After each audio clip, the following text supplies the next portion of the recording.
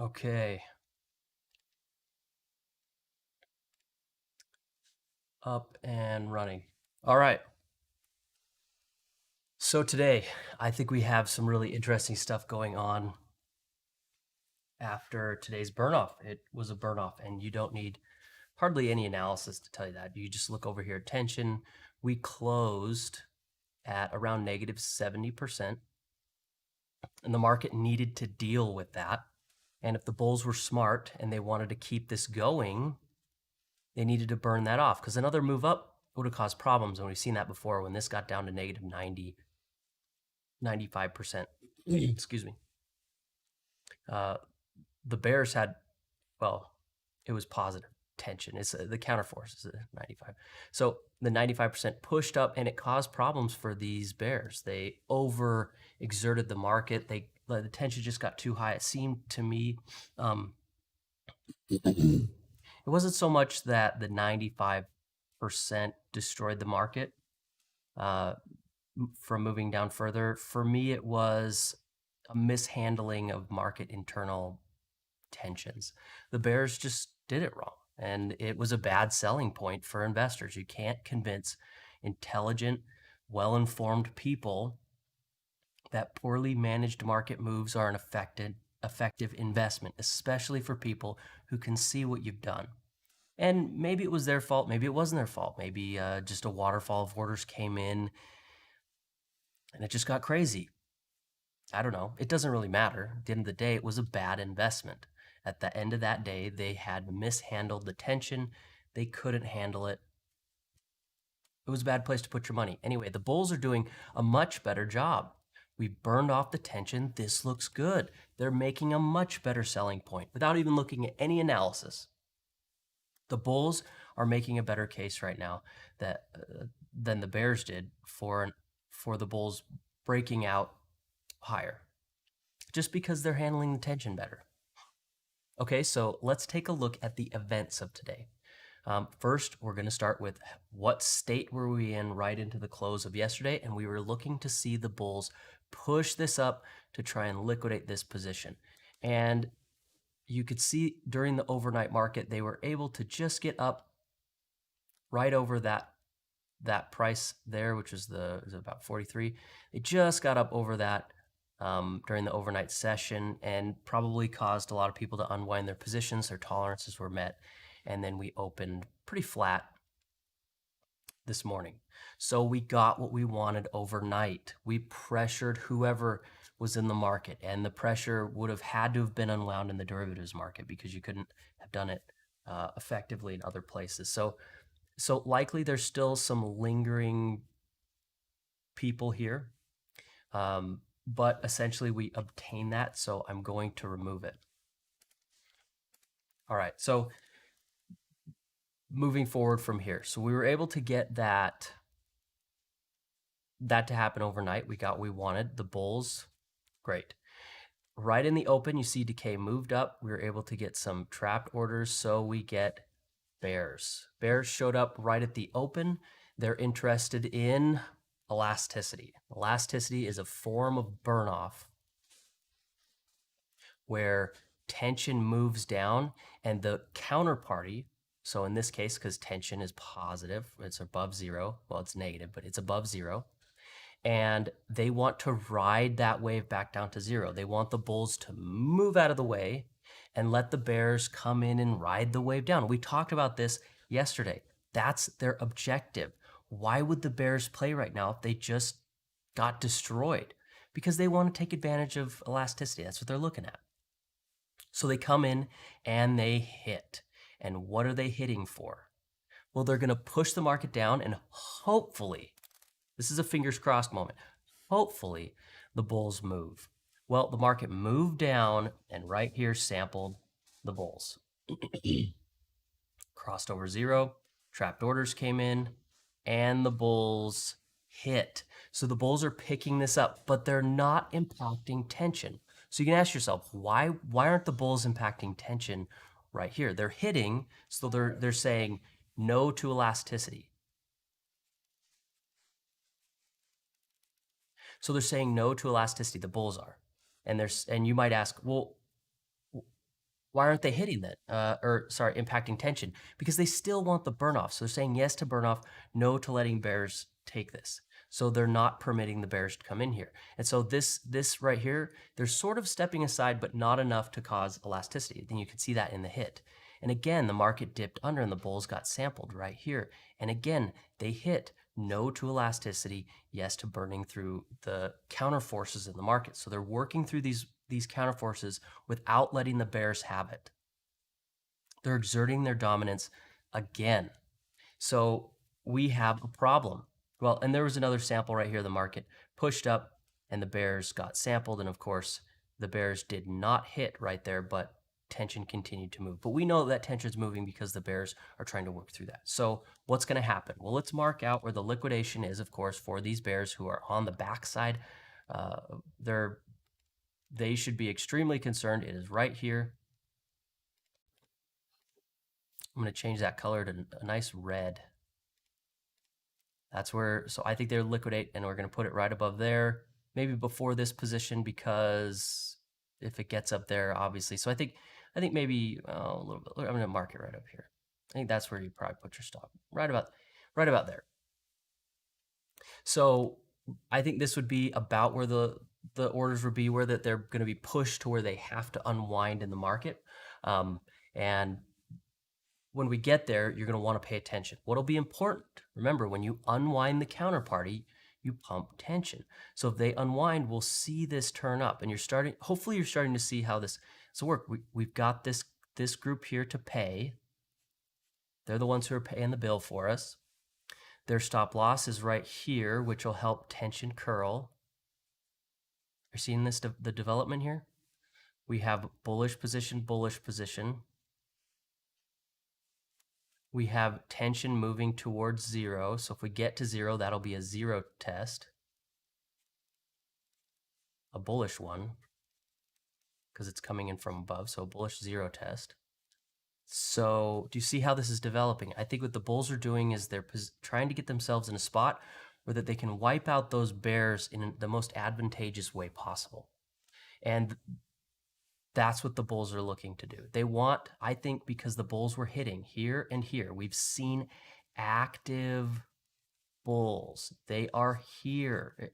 They're not impacting tension. So they're not completely active, but I think we're getting a hint at their intentions. They're saying, we're not going to let the bears have this. No chance. Okay. You guys had this. So if you didn't get to take advantage of your fun little look at how strong we are yesterday, well, too bad. And I think that's the attitude of the bulls right now. You had your fun. You had your way with the market already. You're all done now.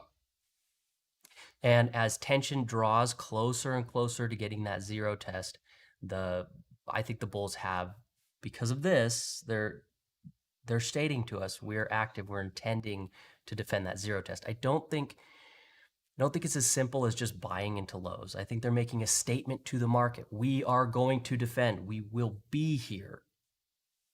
So this market, I think the reason that it's moving is it's anticipatory.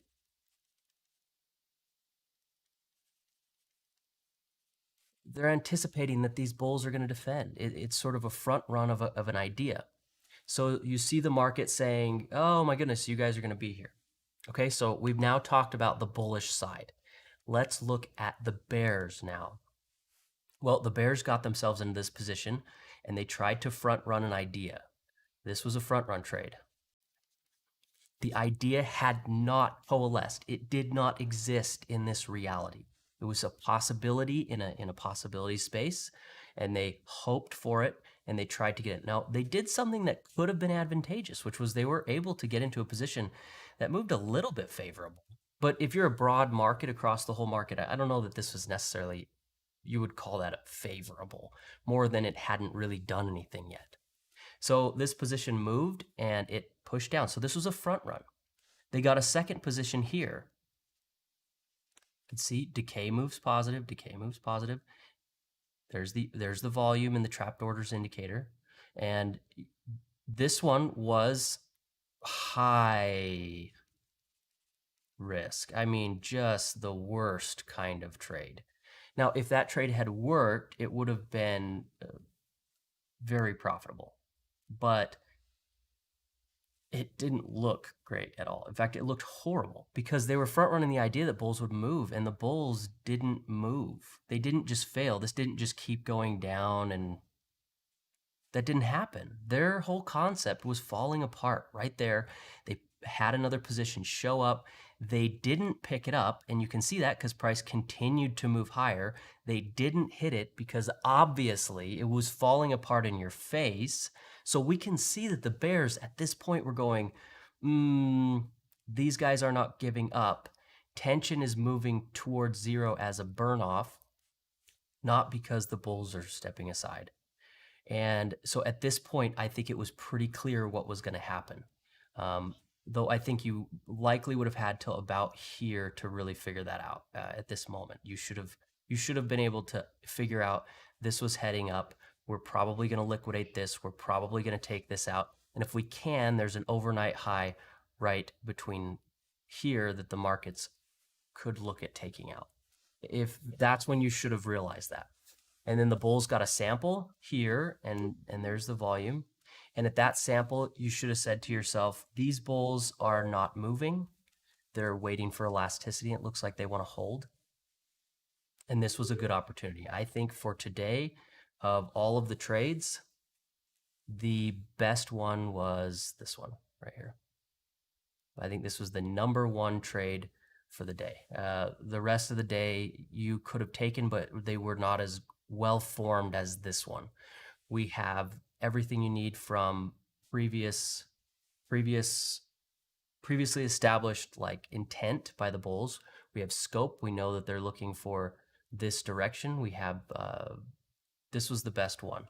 So at that point, the bears realize the bears are saying, crap, this is going to go underwater. This, if there's any shadow traders here, which it probably was, these people will probably have their stop above the day's high. Shadow traders don't tolerate risk the same way as institutions. Shadow traders tend to look for things called levels. That's what they do. Anyway, so the shadow traders will be sitting here. The bears will be sitting here. And what I think is going to happen here, what I think is going on, is that the bears are looking at this too. I think the bears are thinking, okay, well, if this gets to zero, then at that moment, the bulls will get that zero test, right? So think like a bear or somebody from their position. You think, what can we do at that moment to potentially get ourselves into a position that could be advantageous? How can we get an advantage in this market? Well, I think the thing to look at is this. And I don't have I've written algorithms to do this process a few times, and I have tried to use them. But in real time, I think it is a bad idea. I think that what you need to do is when you look at the velocity number, your eyeball will tell you better than any indicator. And I think it's important that you notice it. So, and there's a reason for that. It's because noticing this means you were looking. And the times when this matters is only in times when you're looking for it. And so if you have an indicator that marks it out all the time, you will constantly see, what you should not have been looking at. So this is the problem. You'll constantly be shown things because the indicator will flash at you, things you weren't looking, you shouldn't have been looking at them, but because you were forced to see them, you're constantly seeing them. So I don't have an indicator for it because the only times when I really care about sort of mentally regressing this is when I'm looking for it. And right now I'm looking for it. I'm saying, what do these bears have in their arsenal?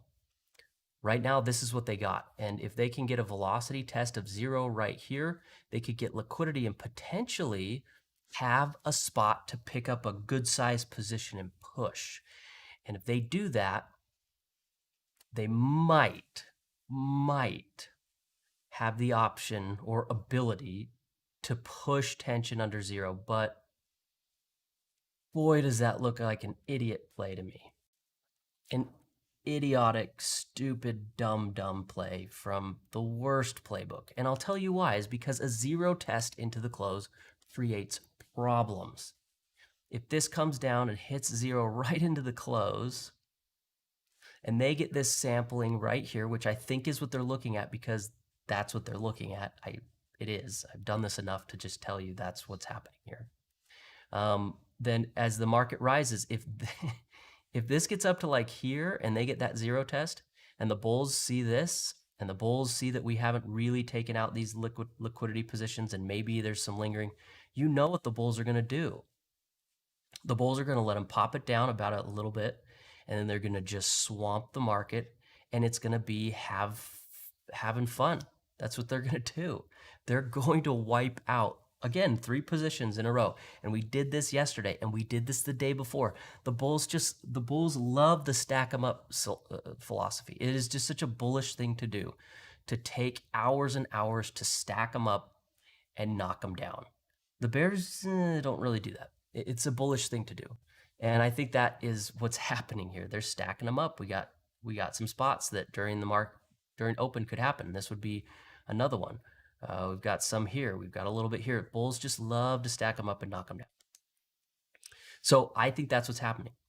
And this is going to get into one of those game theory, not enough information, everybody fight about it kind of situation, because we're running out of time and space. Well, 2 hours, I mean, we can make a lot of things happen still in like 2 hours, but we're running out of space. This is making its way up, and at some point it's going to get there and reality sets in. This is drawing closer and closer and closer, and if anything, would probably be the time frame if we're going to do like a time function here. This is the time, and they're running out of it. So everybody's going to get in this point where they're in a pinch. It's going to be a real pickle for everybody. Well, not the bulls. The bears are going to be in a real pickle where it's like, do you want to hit velocity sample of zero, try and shove tension through zero? The bulls have not moved out of the way. I mean, it just looks like a no-win situation for the bears. There's just no way. No. The bears are getting backed slowly into a corner. And if you're bearish, you should absolutely feel that way. I want to show you one other thing that I think is important. Let's take a look at this chart. You know what? I'll just get rid of this. Do you see the problem? So this is not an amazing inversion here because it's coming out of the lows, but we pushed over, we sampled, the market is inverted. And that is the bleed, the squeeze. But the reason it just picks up on inversions much more quickly, because it tends to be that when people say bleed and people say squeeze, what they mean is it was a bleed or a squeeze, because they're very difficult to see. And a lot of other people call them a random walk or whatever, Brownian motion, blah, blah, blah, blah, blah. Okay, well, it's not. It's just that we've got the market in a position where Hi. Day. Talking to the traders. The flowers, Dad? The plants? What? Flowers. Plant flower. Can I finish with the traders and I'll come look at flowers that you have? Second, I'll come look at flowers. Okay? Okay. So we're running out of time and the bears are getting backed up against the wall. That's where we are. Yeah, of course you can draw a picture of flowers. Yeah, it's over there. So right now, if you are in a bullish position from one of these spots, if you happen to find some reason to trade it, then I think what you should be looking at is your consideration along with the bulls is, are we going to get an opportunity here, a zero test, or are we just going to liquidate this position here and curl this up? How's this going to work? And I think that's a big deal because those are both very different situations. It tends to be that a burnoff provides the best possible, well, this isn't elastic, so it's not similar to the elasticity that we're used to, but typically you want better prices and structure. And since this is just burning, I'm not sure that price necessarily matters all that much. Or sorry, it's not elastic. In the elastic market, you let those bears bring it down. And this, we're just alleviating all that tension, but holding on to our price position. It tends to be that what markets want to do is close near where they opened. In an elastic market, you sort of want to just close things wherever they were. It's sort of a range mentality. And then at the end of the day, you look at the configuration, what's going on, and then you can react from there. I think at this point, I mean, you can see right there is a little bit of change in the way that this has moved a little bit right there. Not a lot, but a little. For the most part, we've burned through all those that high level of tension. It's not high tension anymore. So your focus needs to be put forward a little bit. You're going to be looking at that. Your consideration about all of this needs to say, how is this going to, are we going to do this or are we going to do this? When you look at the bears, you need to think about what they're doing. But if you're in a position, you are past the point where that you are making considerations about new data points. At this point, the bulls are working together. This is not a time that you sit and say, I have a level, I have a line, I have an indicator that gives me counter data points. When the market gets inverted, when the trades have set up, when you can see what's going on, you have to step back and say to yourself, do I think this is really what's going on? And at this point, in this moment, right now, if you're in a position, your consideration is if you believe, not new data points. And this is the time when you're facilitating trust. So this is, if you haven't told, we've moved past analysis of the market. Now we're talking about a little bit of trade psychology, and this is important. You're in a point where you're trusting. Now you are not blind. You are not sitting here saying, I'm going to shut my eyes and let this trade play out. You should not do that. That's the worst philosophy. Do not stick a profit target. Do not put if this, then that conditions on this. What you need to be asking is if you trust the version of yourself who executed trades somewhere along here, and then what you do is you need to ask what this person thought. So not you, nobody cares what you think.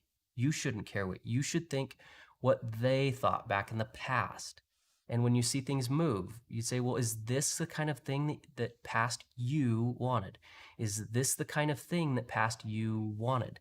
Is inverting the market the kind of thing that past you wanted? Are these the events that you were looking for?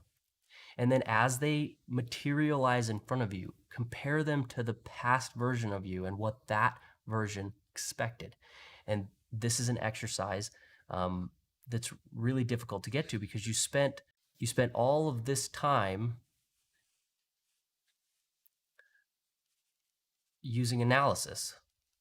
You were focusing and trying really hard to use analysis. And then as soon as you figure out what's going on, you get to this point where that you have to say, okay, drop analysis sort of and move to trust. And I think this is a very difficult conversion. Getting from analysis to trust is a practice that's difficult to do. It's also quite scary.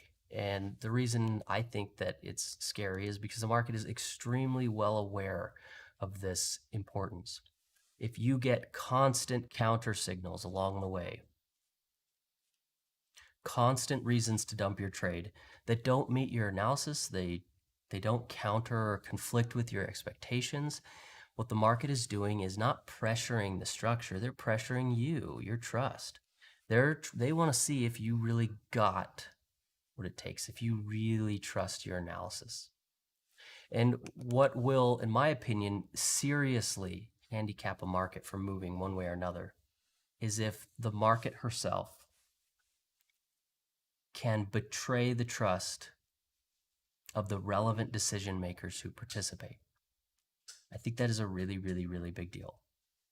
If you're operating where that clarity came and you understand and you've hopped into a position and it betrays you, that is very handicapping. It can wreck a market, and it can establish a trade or a trend in the or well a trade.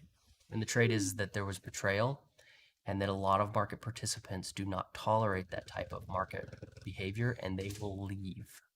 So I think this is important. Okay, so if you're in that state, that's what you need to be considering.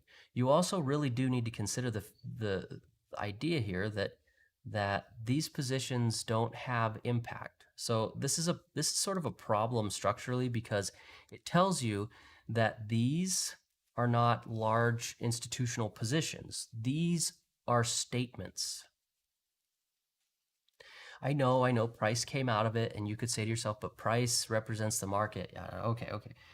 You're not wrong, but they didn't do what they usually do, which was impact these. I think these were blatant statements, and these statements were designed to be pointed right at the bears. Well, the market, but the bears are the ones that mostly got impacted, and they were saying we're not making an elastic market. It becomes a problem in that I think at this point, my expectation is that we need to see some bears or some bulls. We do need to see a great position show up that is bullish. I would love that. I actually think that for a good trade to really work, we need that. But okay, this at this point, I think it's kind of about the bears. The bulls made a statement to the bears, hey, we're not going to move out of the way. And the bears are sitting here thinking, crap, we're getting pressured. But I think that's what's happened. They made a statement. This is about the bears. And we often see this in continuation moves. And the philosophy is let the bears hang themselves. Just let them do it to themselves. We just sit back, make a statement, let them do it to themselves. And I think that's where this is at. And I think the market is leaning up into a bearish sample here. This is a lean. It's leaning up into that bearish sample. And the bears have some positions that are struggling, but tension is moving, and they have a scope. They want to get this down to zero. So if the bulls get everything that they want, they're going to get these bears to just come into the market, get turned upside down, and that's going to help facilitate curling tension up at some point. And remember, curling tension, to do that, to pump tension, you got to take out the counterparty. And so having more and more and more counterparty come in will help curl this up, and tomorrow be able to pump the market higher. If you don't let them do that, it's a big problem. We talk about this all the time. We get stuck in these situations where we have markets with two sides, and maybe it's not quite as clear as you'd love. You need to give the gun to your opposing party, and they need to put it up to your head and fail to pull the trigger. You need to make sure that they feel that they have complete control and they believe it, and then they still fail to win, because that is defeating them on the right level. It's not good enough to just take out their positions. They'll try again. So at this point, I think the market is trying to convince the bears that they have control, and that they just have to pull the trigger. And then the market can defeat them on a level that's significant. And then the market can proceed. And I think that right now that's where we're at. We're to the point where we're sort of saying, here you go, come on, go ahead. It's but these bulls, they're sort of a stumbling block in that whole process. So right now that's where we're at. I think we have a very clear, this wants to lean up into a bearish sample. See if we can, I think the bears want to pump that tension through zero. That's where we That's where we are. This is the whole focus right now of the market. But psychologically, the market needs to defeat the bears. We need to get them into a position. We need to get them confident. Then we need to push them into apathy slowly, and then we want to wipe them out.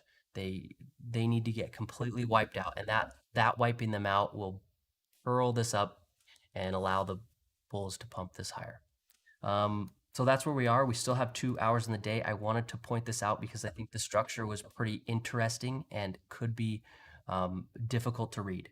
So keep your eye on these things. Keep your eyes on the velocity number. I think the market needs to lean. We're already starting to see a character change here. You see that? And if you remember, leaning into a position is not the market magically doing things somewhere to cause this. No, it is the bears coming from the future to the present. They're getting closer to executing an order. And the closer they get, the more the opportunity shows up. It doesn't work the other way. These momentum tools, it is the institutions who determine when the opportunities occur, not randomness, not you, no one. They have complete control over this market. And if you believe anything else, you're naive. They will decide when it will happen. They will determine where and how and what it does and what tricks and games it plays and all those things. There's a piece of randomness that plays a role here, but for the most part, when they get closer to executing an order, the market gets closer to providing them with opportunity. When they get further away from executing an order, the market gets further away from providing that opportunity. We don't want to burn it. And so seeing this right here tells you that the bears have backed off a little bit from executing that order. You don't want to think about this the wrong way. The causality is not what you think. There are times when the market, I think, do provide opportunities that were not necessarily intentional, but in this case, where we have a lean, where we have this structure, and it is very important to the bears. This is not causal where such that the velocity causes the bears. This is the bears causing the velocity. It is the other way, the tail wagging the dog, if you will. So I think that that's really important to keep in mind. We had a character here where we're leaning up, and now the market's moving out this way, and we're starting to stretch out that where that they can enter the market. It's telling you the bears are leaning off their interest in getting into the market. I don't think it changes the idea that they have. I think the idea is still here. It's still, the bears are still thinking, can we get this down through zero? Though, honestly, I think it's just nuts. I don't think this is a good idea because no matter what they do, I think at this point, it will cause a zero test into the close that the bulls will look at and say, this looks really good to me. And that's what I think is going on. So hopefully you can see that. I'm going to stop streaming now and I'll get back on near the close and we'll talk about that. I just want you to know what to look at. Keep your eye on that. Your whole mentality is to try and get into their heads and see what they're doing. And this is going to help you do that. All right. So no questions, no notes. Okay. I'll see you guys later.